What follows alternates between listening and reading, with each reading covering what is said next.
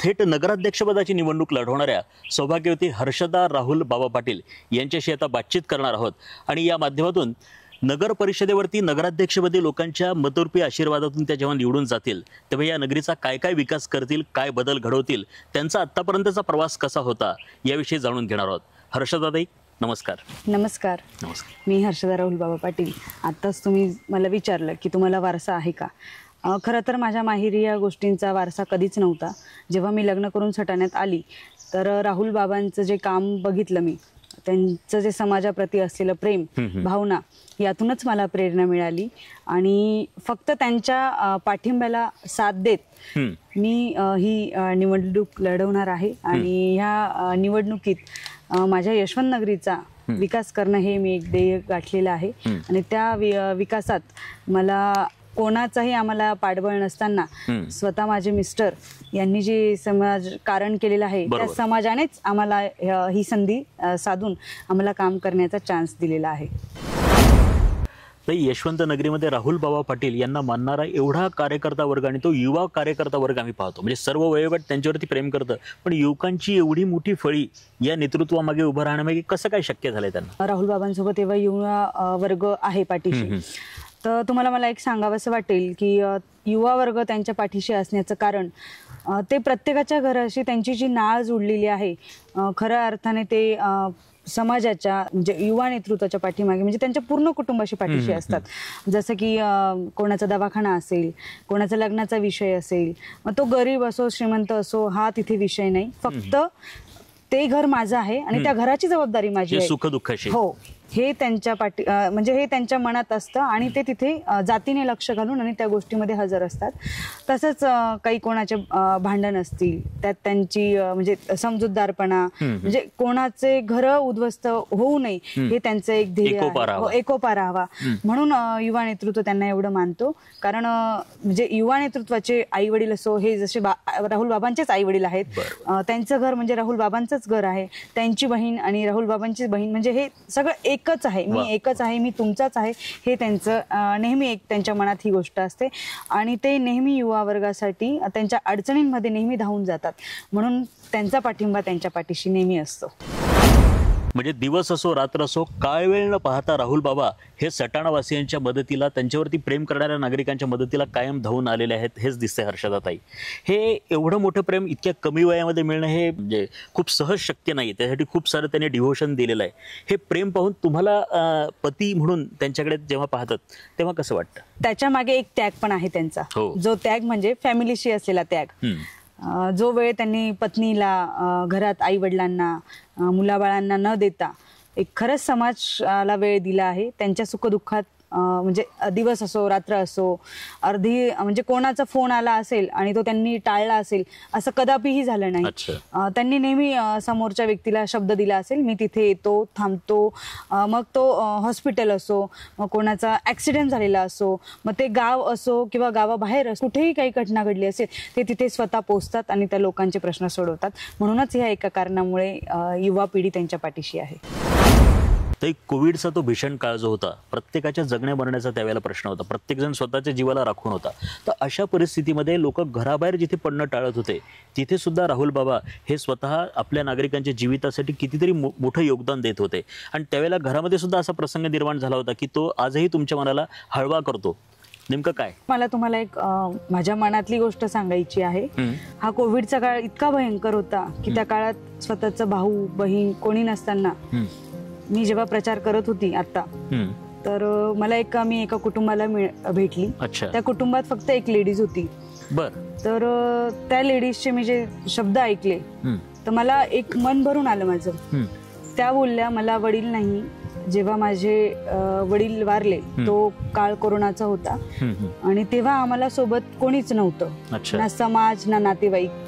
पण तेव्हा राहुल बाबा आमच्या मदतीला आले, धावून आले आणि त्यांनी आमच्या वडिलांचे अंत्यसंस्कार केले अमरधाम मध्ये.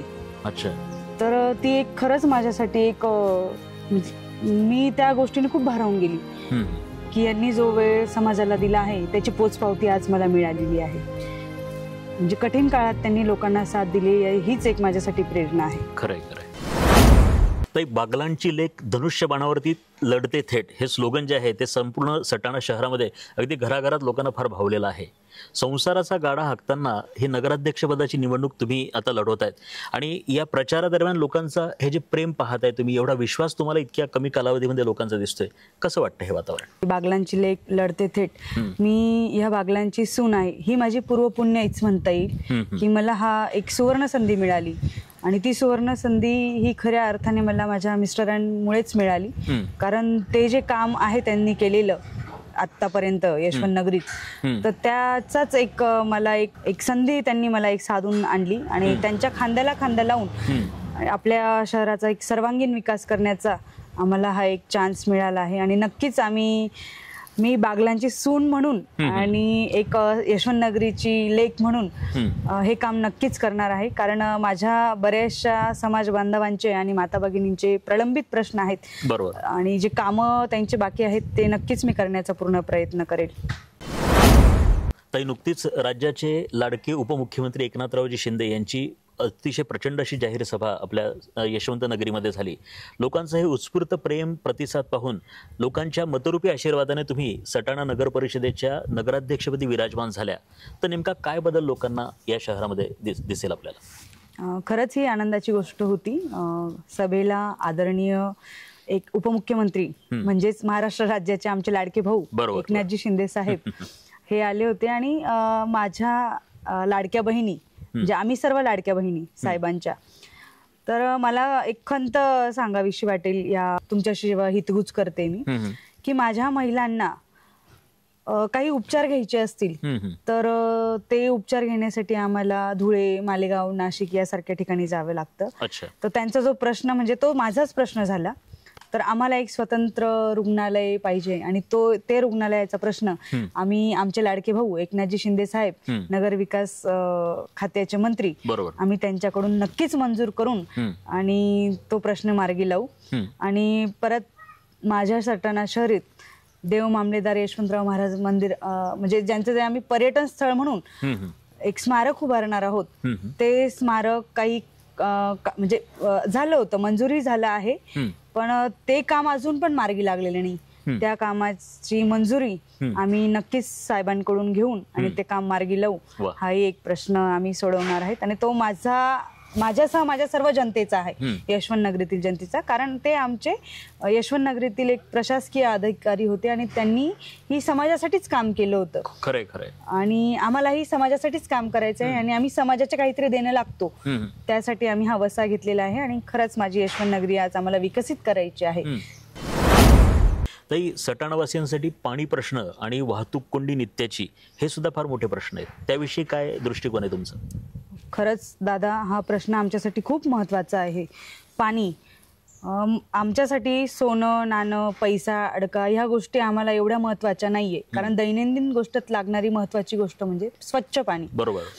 स्वच्छ पाणी आणि पुरेसं पाणी हवं असतं. बरोबर. आणि पाण्यावरच आपला पूर्ण दिवसाचा मतलब धुणं असो, भांडे असो, घरात पिण्याचं पाणी स्वच्छ असेल तर सर्वच गोष्टी स्वच्छ आणि निरोगी असतात. बरोबर. आणि घरात बालगोपाळ असतात, ज्येष्ठ व्यक्ती असतात, पण पाणी आमच्याकडे गेल्या 3-4 महिन्यात जे आमच्या नळाला पाणी आलेलं होतं, अक्षरशः माती मिश्रित पाणी होतं. काही पाण्यात तर किडे आढळून आले, अळ्या आढळून आल्या. त्यामुळे काय होणार आहे, एकंदरीत आमच्या पूर्ण शहराचं आरोग्य धोक्यात येणार आहे. आणि मला अजून एक गोष्ट सांगायची अशी वाटते की आमच्याकडे पुण्यात पाण्याचा इतका गवगवा केला जातो, पण अद्यापही आमच्यापर्यंत आमच्या नळाला पुण्याचं पाणी पोहोचलेलं नाही. पण विरोधक तर फार ब्रँडिंग करत आहेत त्या मुद्द्याचं. भरपूर वेळा म्हणतात की पाणी पोहोचलेलं नाही. नक्कीच आमच्यापर्यंत, माझ्यासह माझ्या माता भगिनींनाही हा प्रश्न भेडसावत आहे की आपल्याला स्वच्छ पाणी अजून आलेलं नाहीये. आणि बऱ्याच वेळा याची गवगवाही केला जातोय की पाण्याचा दौरा होतोय पाणी पाहण्यासाठी, त्याच्यानंतर जलपूजन केलं जातंय, पण अद्यापर्यंत माझ्या नळाला पुण्याचं पाणी आलेलं नाहीये. आणि त्या गोष्टीची आम्हाला नेहमीच खंत वाटते. पण हे प्रश्न मी एकनाथजी शिंदे साहेबांकडून हे प्रश्न नक्कीच लवकरात लवकर मार्गी लावेल, हा मी शब्द देते. ताई, पाणी प्रश्नासोबतच संपूर्ण सटाणावासियांना भेडसावणारा दुसरा महत्त्वाचा प्रश्न म्हणजे सटाण्यामधली अतिशय ट्रॅफिकची जी समस्या झालेली आहे. संपूर्ण शहरामधून वाहून इकडून दुसऱ्या भागात न्यायचं झालं तरी फार कोंडीचा सामना करावा लागतो. तर त्याच्यामध्ये बदल काही घडणार आहे का?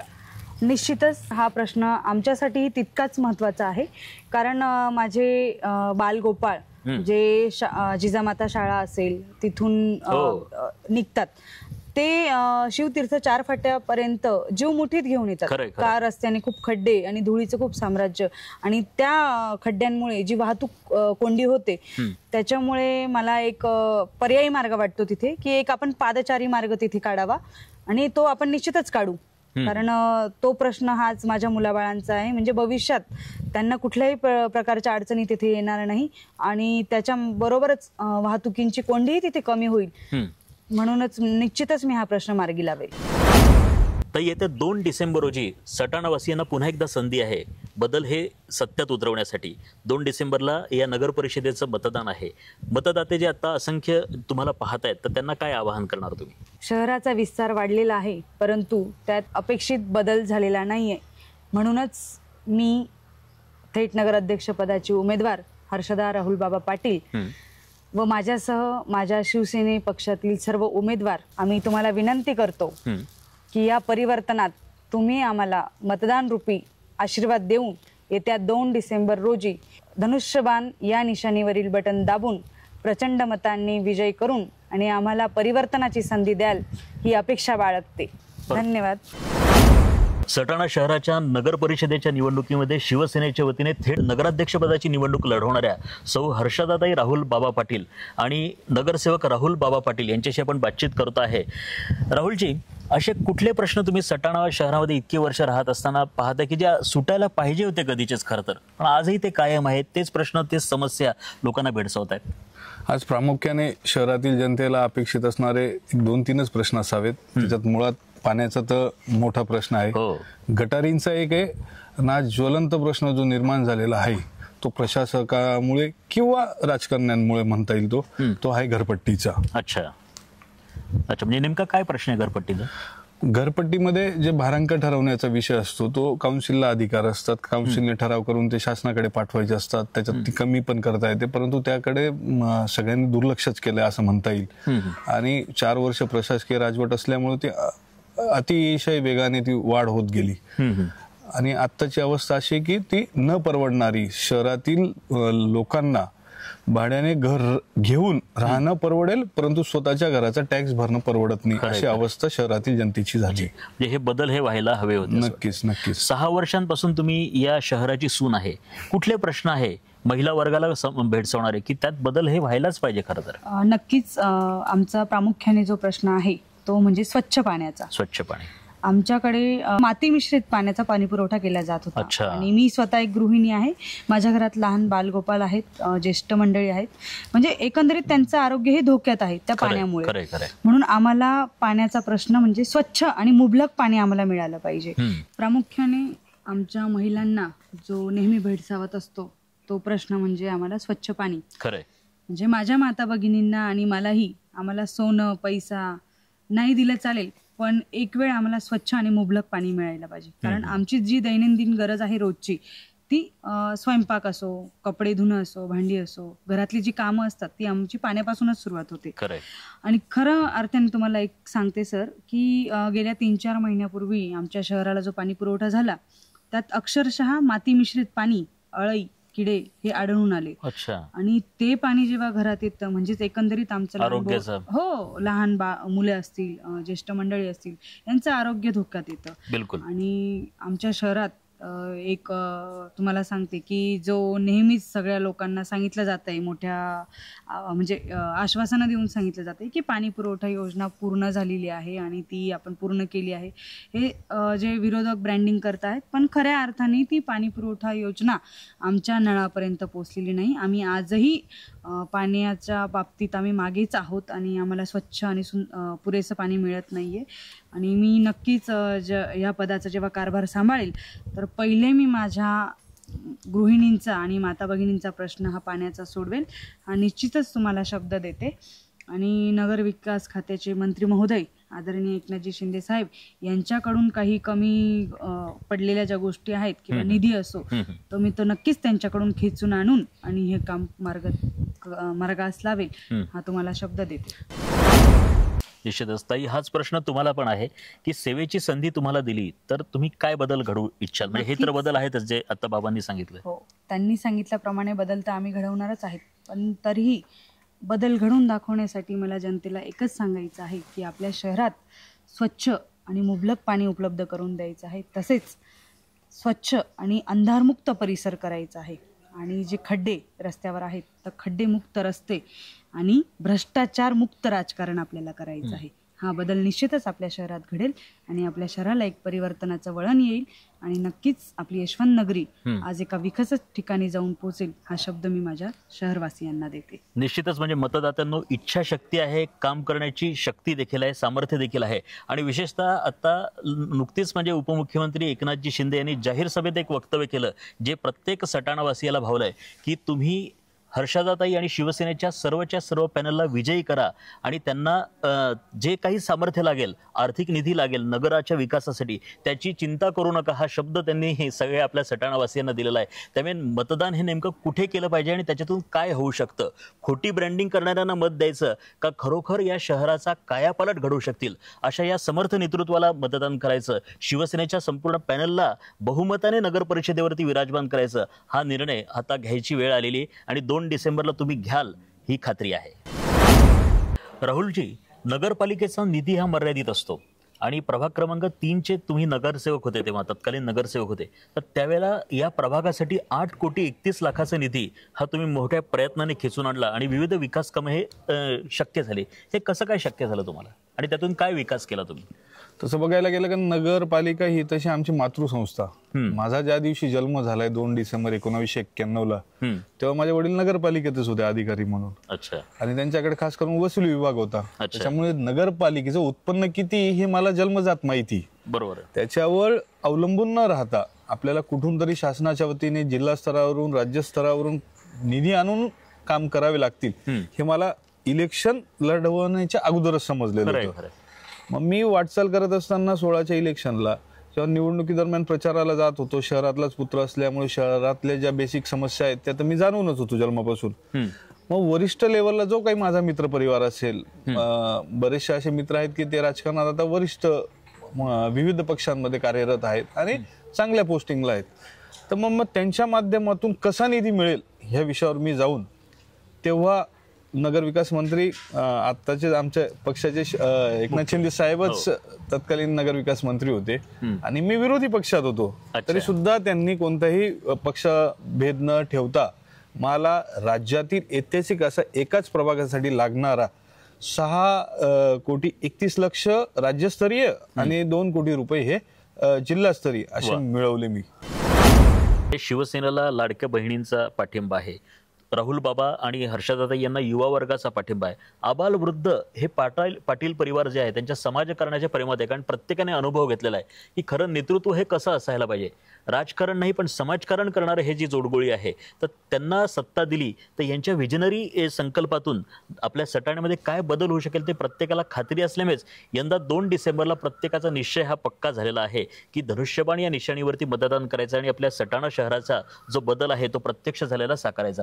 राहुल बाबा, खूप कमी वय आहे, इतका मोठा विश्वास एकनाथरावजी शिंदे यांनी दाखवला आहे तुमच्यावरती, एक अख्ख्या पॅनलची जबाबदारी दिली, नगराध्यक्षपदाची जबाबदारी दिली, त्यांच्या सभेला सुद्धा अतिशय कमी कालावधीमध्ये शिवसेनेला जो व्यापक पाठिंबा मिळतोय, हे सगळं भारावून टाकणारं वाटतं का तुम्हाला? हा जो प्रवास तुमचा थक्क करणार आहे कमी वयामध्ये? नक्कीच. मी याचं सगळं श्रेय माझ्या मित्रांना, सटाणा शहरातील यशवंत नगरीतील सर्व समाज समावेशक जे ज्येष्ठ नागरिक आहेत, जे तरुण वर्गातील आहेत, माता भगिनी यांनाच देईल. कारण की गेल्या 14 वर्षापासून नवरात्र करतो, तिथेही मला ह्या ज्येष्ठांचा मित्रपरिवाराचाच आशीर्वाद असतो. शहरातील कानाकोपऱ्यात असणारा माझा मित्रपरिवार माझ्यावर विश्वास ठेवूनच माझ्या कामकाजाला पाठिंबा देत असतो. त्याच पद्धतीने पॅनल निवड करत असताना वरच्या श्रेणीतील लोकांनी ती पॅनलची निवड करण्याची जी पद्धत होती त्याच्यात त्यांनी निश्चितपणे अशी लोक निवडली आहेत माझ्या पॅनलमध्ये की त्या भागातील ताकदीची लोक आहे आणि ती खरोखर गोरगरीब जनतेची सेवा करणारीच लोक पॅनलमध्ये आहेत. त्याच्यामुळे सुद्धा शिंदे साहेबांना एक आनंद झाला, भुसे साहेबांना एक आनंद झाला की नगराध्यक्ष पदाचं तर कॅन्डिडेट चांगलंच भेटलं, आपल्याला कर्तृत्वान भेटलंच, त्याचसोबत खालच्या पॅनलमधील सगळे कर्तृत्वान लोक, गोरगरिबांची सेवा करणारी, जे धोरण शिवसेनेचं आहे त्या पद्धतीचे सगळे खालचे उमेदवार भेटलेत. राहुल बाबा, घर तिथे रस्ता, कॉलनी तिथे गार्डन, अशा अतिशय सुंदर अशा कल्पना तुम्ही सत्यात उतरवल्या. तर त्याविषयी काय सांगणार? इव्हन दत्त कॉलनीला तर अगदी संपूर्ण शहरवासियांना वाटतं की आपला प्रभाग पण असा आयडियल व्हायला पाहिजे. निधीची तरतूद जशी होती त्यानुसार मला ते कामकाज करावं लागणार होतं. आणि ही संकल्पना राबवण्याचा मुळात हेतूच एक होता की प्रभाग म्हणजे माझं कुटुंब. घर म्हटलं की आपलं कुटुंब असतं, आपलं कुटुंब घर हे नातंच असतं. बरोबर. म्हणून प्रभागातील येणारं प्रत्येक घर हे माझं आहे ह्या उद्देशाने मी जे घरं माझ्या प्रभागातली होती त्या प्रत्येक घराच्या तिथे घर तिथे रस्ता ही संकल्पना राबवली. अच्छा. आणि जिथे कॉलनी आली तिथे गार्डन होणं गरजेचंच आहे. खुल्या जागांवर अतिशय काटेरी झुडपं वगैरे यांची वाढ झालेली असते, ते कुठेतरी थांबलं पाहिजे ह्या उद्देशाने मग मी कॉलनी तिथे गार्डन ही संकल्पना राबवली.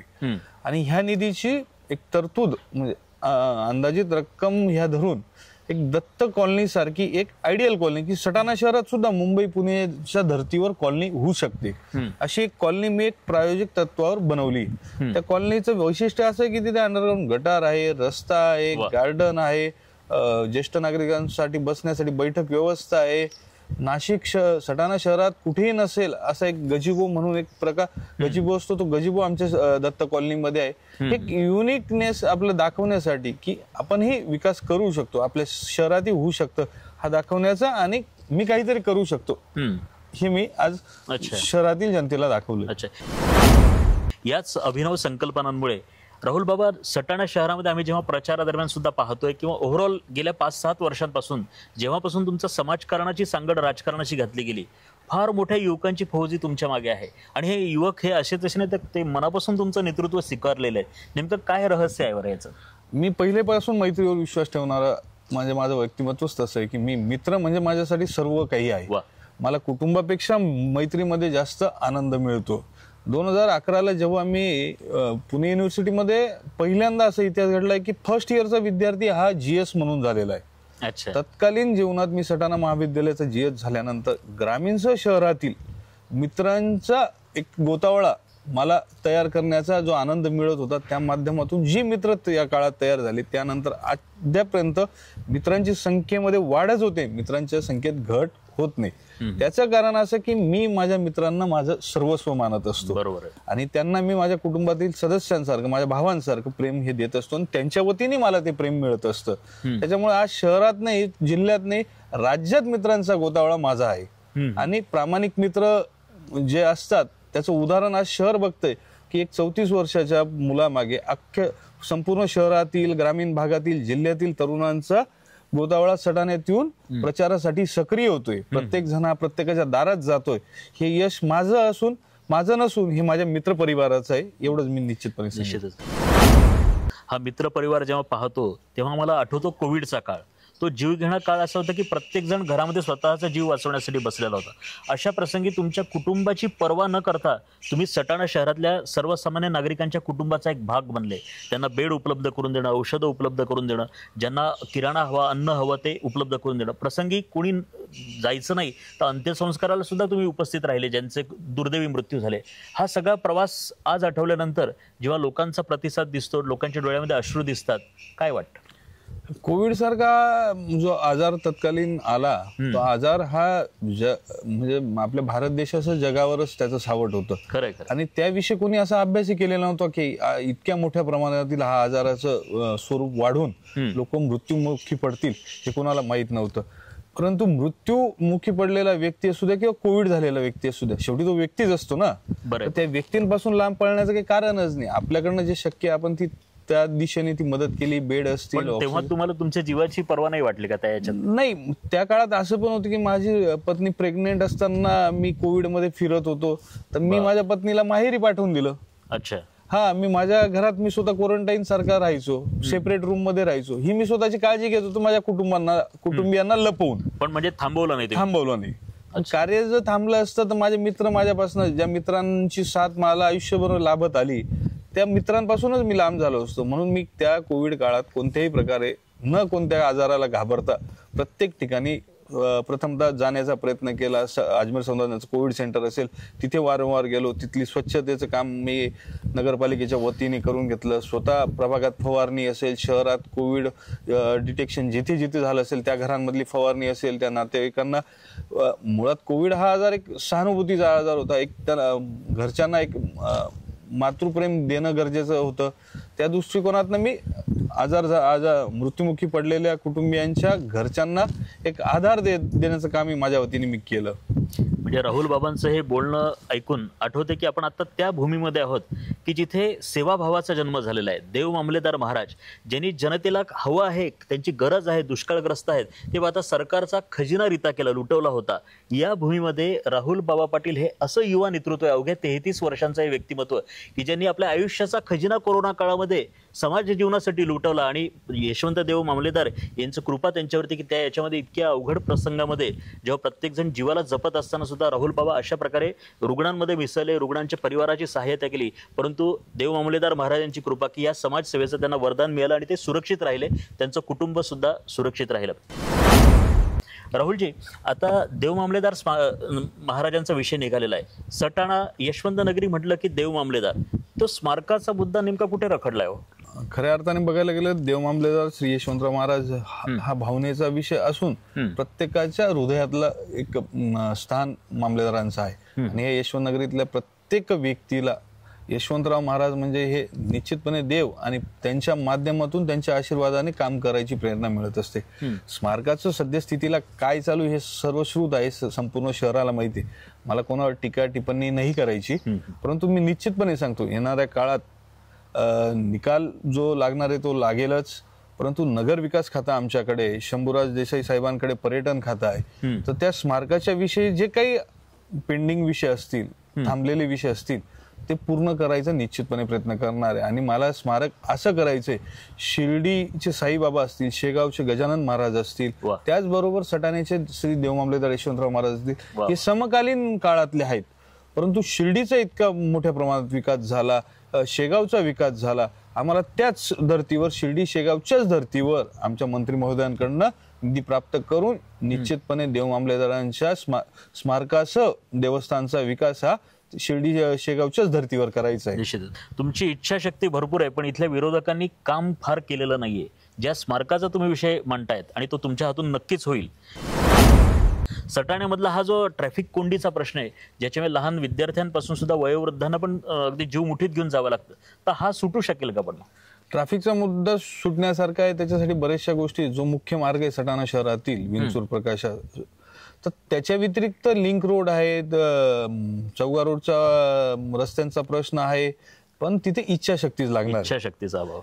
फक्त इथून मागचं कामकाज कुठे कसे झालेत की कॉन्क्रीट, त्याच्यात काय, याच्यात काय, ह्या दृष्टिकोनातनं कामकाज झाले. ठीक आहे, आपल्याला त्या विषयांमध्ये जायचं नाही, पण आपण काय करणार आहोत त्याच विषयावर आपण बोललं पाहिजे.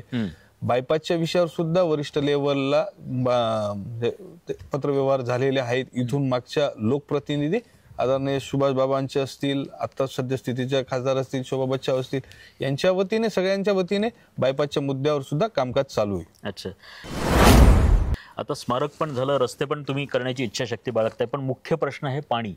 या शहराला आता विरोधक जे प्रचारामध्ये मुद्दे आम्ही ऐकत असतो की पुनतचा प्रकल्पाचं क्रेडिट घेऊ पाहतात, त्याचं ब्रँडिंग करतात, पण सर्वसामान्य नागरिक हे तोंडामध्ये अक्षरशः बोट घालताय की विरोधक ज्याचा मुद्दा करतायत ते पाणी पोचलेलं नाही हो सटाण्यापर्यंत. ती पाईपलाईन कुठपर्यंत आली किंवा कुठे अडकलाय हा विषय?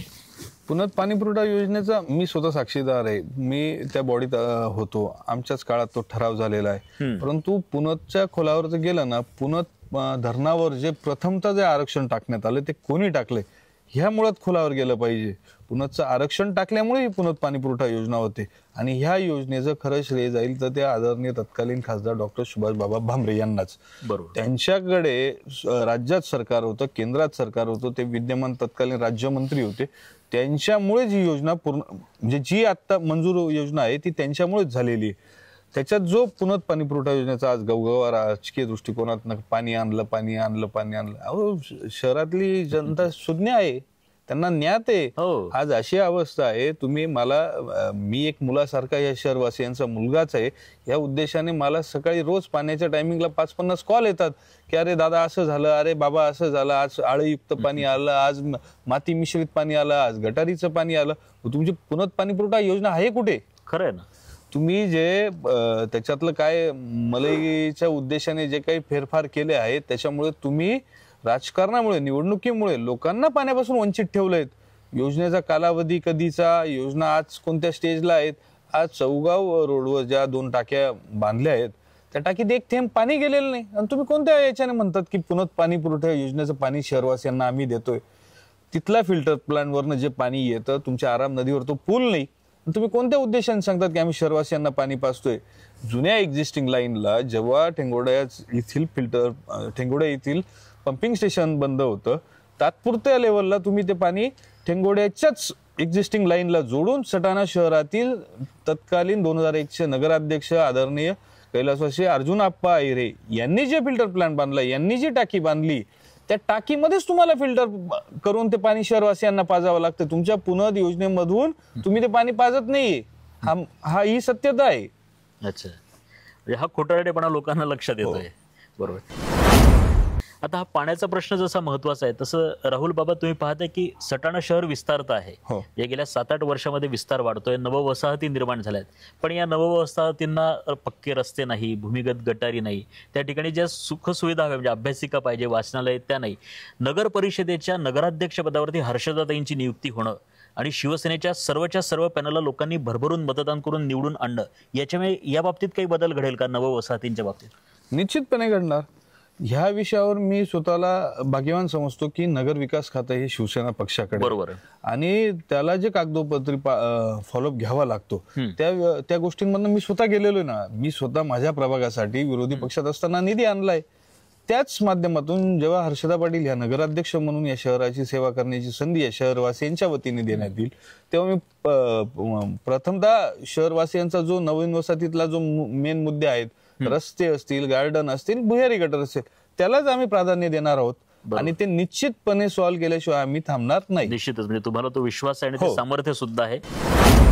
निश्चितपणे यशवंत नगरीतील सगळ्या माता भगिनींना, मतदार राजांना, मित्रपरिवाराला मी एक सांगू शकतो की येत्या 2 डिसेंबरला माझा वाढदिवस आहे आणि मी तुमचा सुपुत्र आहे.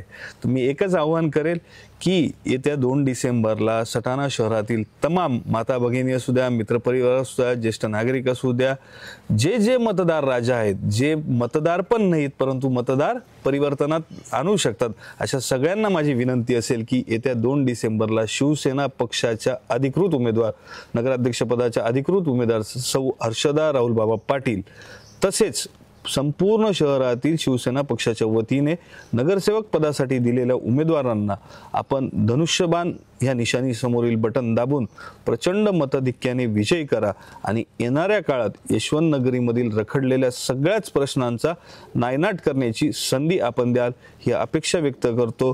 जय हिंद, जय महाराष्ट्र. शहराचा विस्तार झालेला आहे पण विकास रखडलेला आहे आणि खरंच विकास करण्यासाठी आपल्याला परिवर्तनाची गरज आहे. म्हणूनच माझ्या सर्व मतदारदातांनो माझी एकच विनंती आहे, मला व माझ्या सर्व उमेदवारांना तुम्ही येत्या 2 डिसेंबर रोजी तुमच्या आशीर्वाद स्वरूपात मतदान कराल आणि आम्हाला भरघोस मतांनी निवडून द्याल ही अपेक्षा बाळगते. धन्यवाद.